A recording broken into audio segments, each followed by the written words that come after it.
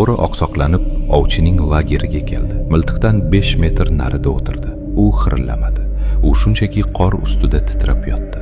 Ko'zlari tahdid qilmasdan yolvorar edi. Ovchining barmog'i tetikdan bo'shadi. Bo'ri yarim muzlagan, zararsizdek sekin olovga yaqinlashdi. Ovchi to'xtatmadi. -30 da har qanday yondashuv yaxshi edi. 10 daqiqadan so'ng u yaqinlashdi. Yarim soatda oyoq yonida yotdi. Go'yo uy iti, hatto boshidan silashga ham yo'l qo'ydi. Keyin bir zumda mehr tuzoqqa aylandi. Bo'ri tashlandi. Tishlar erkalash uchun emas, o'ldirish uchun. Tomog'ini yordi. Qon olovga sachradi shitirlab. O'qlangan miltiq bir qarich narida joylashgan edi, ammo hech qachon tegin olmadi. Bo'ri mukammal hisoblagan edi.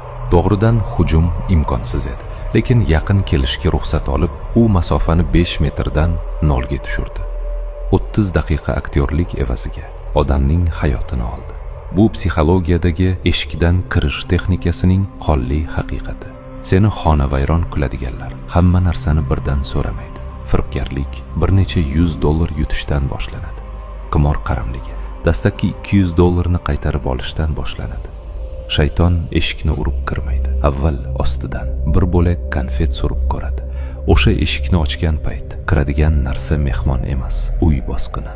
Chegarangni qo'riqla. Birinchi kichik iltimosda tetikni bosmaganingga pushaymon bo'lish uchun tomog'ing yirtilishini kutma.